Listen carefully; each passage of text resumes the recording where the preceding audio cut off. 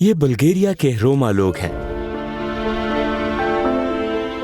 हम बुल्गारिया में दुल्हनों के बाजार में पहुंचे, जहां हर साल लड़कियां बेचे जाने के लिए इकट्ठा होती हैं। इनकी कीमतें परिवार द्वारा तय की जाती हैं। हालांकि क्या आप जानते हैं कि रोमा लोग कौन हैं?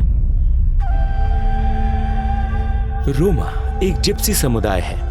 दुनिया भर में इनकी संख्या करीब 8 मिलियन है। वो खाना बदोश है और उनका कहना है कि उनका मूल उत्तर भारतीय है। वो सैकड़ों साल पहले राजस्थान से रोमानिया और बल्गेरिया जैसे पूर्वी यूरोपीय देशों में आए थे और वो अधिकांश यूरोपीय देशों में बसे हैं।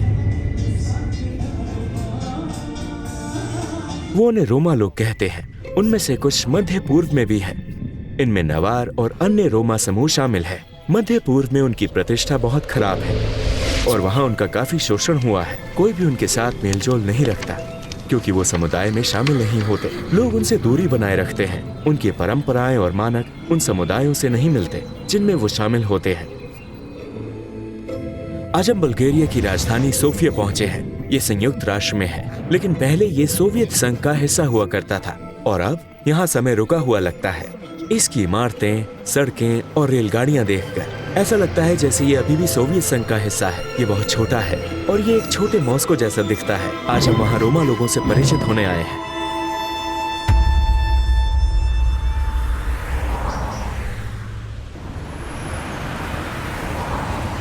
हाँ, ये सोफिया का सबसे बड़ा जिप्सी इलाका है।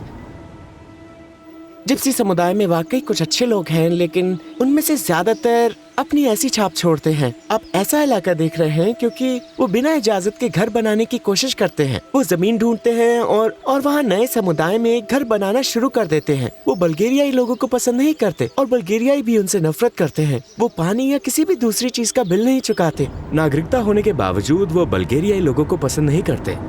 अभी भी आप देख सकते हैं ये उनका इलाका है और वो सब कुछ जमीन पर फेंक देते हैं। उन्हें इसकी परवाह नहीं है कि वो कूड़ा कहाँ फेंकते हैं। वो काम पर नहीं जाते और कोई भी उन्हें काम पर रखना नहीं चाहता क्योंकि वो काम नहीं करते।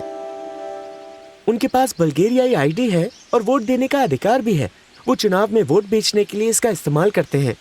आपको उन्हें जिप्सी कहने की जरूरत नहीं है। जिप्सी के लिए बुल्गेरियाई शब्द सिगनी है। वो खुद को रोमी कहना पसंद करते हैं।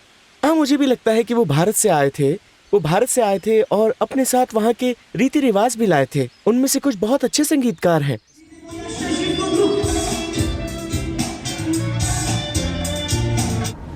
जिप्सियों का नाम इतना खराब क्यों है? उनमें से बहुत से लोग यहाँ झुग्गियों में रह रहे हैं। वो चोरी करते हैं, वो बिल नहीं चुकाते और नियम भी नहीं मानते हैं। जब बल्गेरिया संयुक्त राष्ट्र में शामिल हुआ तो उन्होंने सीमाएं खोल दी। सभी रोमा वहाँ आए और पूरे यूरोप में बिखर गए। आप उन्हें ब्रिटेन में और हर जगह देख सकते हैं।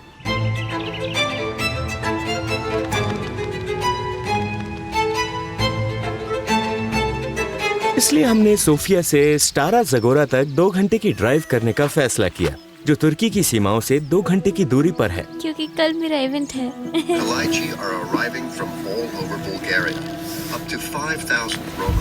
आपका बहुत बहुत धन्यवाद। हमें बुलाने के लिए धन्यवाद। एक रोमा परिवार अपने घर में हमारी मेजबानी करेगा। बड़े दिन के लिए तैयारियां शुरू हो गई हैं। उसके बाद सब कुछ है। उसने कपड़े पहने हैं, वो तैयार है, लेकिन सबसे महत्वपूर्ण बात शादी के लिए दूल्हा ढूंढना है। कीमत उस लड़के पर निर्भर करती है जो दुल्हन खरीदने की कोशिश कर रहा है। हाँ, और ये इस बात पर कि लड़की को लड़का पसंद है या नहीं। वो नीचे जा सकते हैं। 10-20 हजार। 20 हजार? हाँ, 10 से 20 हजार। एक ही हाँ, कलाची। शायद वो उसी में करना चाहते हैं। हम किसी हाल में नहीं स्वीकारते। उनकी बेटी कल के लिए तैयार है और उनका कहना है कि उसकी कीमत बाजार में 10 और 20 हजार के बीच में है। हाँ, उसकी एक और बहन है। वो पहले से ही शादीशुदा है। ये उसकी बहन है जो बाजार में बेची गई थी शादी के बाजार से। सभी लोग उसके और उसकी माँ के साथ जा रहे हैं और हर कोई इस इवेंट की तैयारी के लिए दुल्हन के बाजार में जा रहा है। ये लगभग किसी असल जिंदगी के सोशल मीडिया जैसा लग रहा है। यहाँ लड़के लड़कियाँ एक दूसरे से मिलते हैं और शादी करते हैं। वो दूसरों से उनकी कीमत पूछते हैं।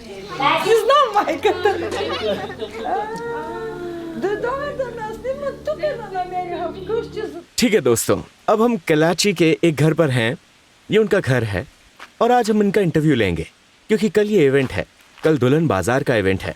कल वो भीग जाएंगे। उन्हें घूमना और यात्रा करना पसंद है और वो निजी रहते हैं। आप उनके कुछ घरों में जा सकते हैं। उनमें से कुछ लोग काफी अच्छे हैं। रोमा की प्रतिष्ठा खराब है और अब ये रोमा की एक जनजाति की तरह है। शायद कल मुझे मेरा पति मिल जाएगा।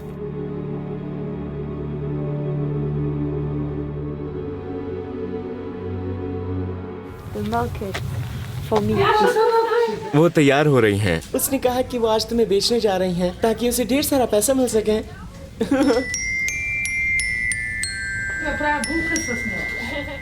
उसने मेकअप किया और इस दिन के लिए एक उपयुक्त ड्रेस चुनी। कलाची जनजाति अपने अलावा किसी और से शादी नहीं करते, भले ही वो सभी रोमा हो, लेकिन उन्हें इस जाति से होना चाहिए। ये बिल्कुल एक परंपरा की तरह है। हाँ, उसे उसकी सुंदरता के लिए भुगतान करना होगा। 4 साल पहले ये लड़की एक डॉक्यूमेंट्री में थी और जब वो दुल्हन बाजार में गई तब उसका वीडियो भी बनाया गया था। अब तक वो हर साल बाजार गई है, लेकिन उसकी शादी नहीं हुई। वो जितनी गोरी होगी उनके लिए उतनी ही खूबसूरत होगी। गोरा रंग और नीली आंखें। एक समय था जब एक लड़के ने गोरी त्वचा और नीली आंखों के लिए 40,000 लीव चुकाए थे। जी हाँ। हाँ, अब हम बाजार जा सकते हैं। हाँ, वो तुम्हारे लिए बहुत सारा पैसा कमाने वाली है। तो अब आप मेरी माँ हो।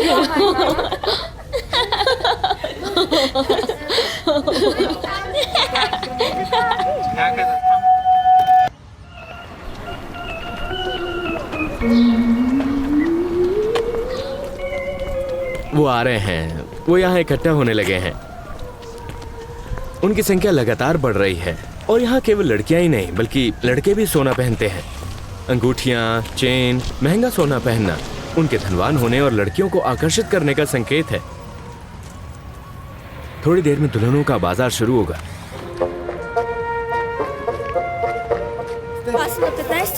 तो तुम 15 की और तुम 16 साल की हो। ये हर साल यहाँ आती हैं।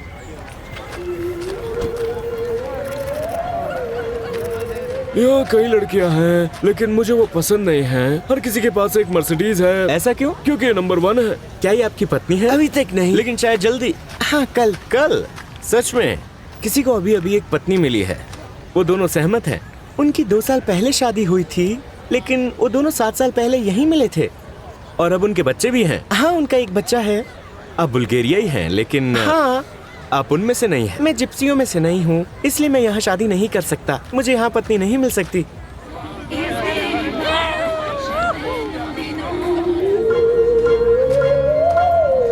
तो अब वो इंतजार कर रहे हैं। वो कुछ लड़कियों को जानते हैं, लेकिन वो बस इंतजार कर रहे हैं। साथ ही वो यहाँ पत्नियों की तलाश कर रहे हैं। सबसे पहले वो एक कुंवारी लड़की की तलाश में है। लड़की का कुंवारी होना महत्वपूर्ण है। जवान दिखने के लिए चेहरा ज्यादा महत्वपूर्ण है। अगर वो 20 से ज्यादा उम्र की है तो उनकी कीमत कम हो जाती है। होता यह है कि हर कोई एक लड़की को जानने लगता है। उसके बाद वो कीमत पर बातचीत करते हैं। यहाँ यूरोप में लड़कियाँ एक उत्पाद की तरह महसूस करती हैं। इसलिए यूरोपीय लोग यहाँ ये कहते हुए डॉक्यूमेंट्रीज बनाते हैं कि यूरोप में लड़कियाँ कैसे बेची जा रही हैं। यहाँ की लड़कियों को कुंवारी रहना पड़ता है। अगर वो नहीं है तो कोई भी उससे शादी नहीं करेगा। शायद ये उनके परिवार की संस्कृति और परंपराएं हैं जिसका असर उन पर इस तरह पड़ता है।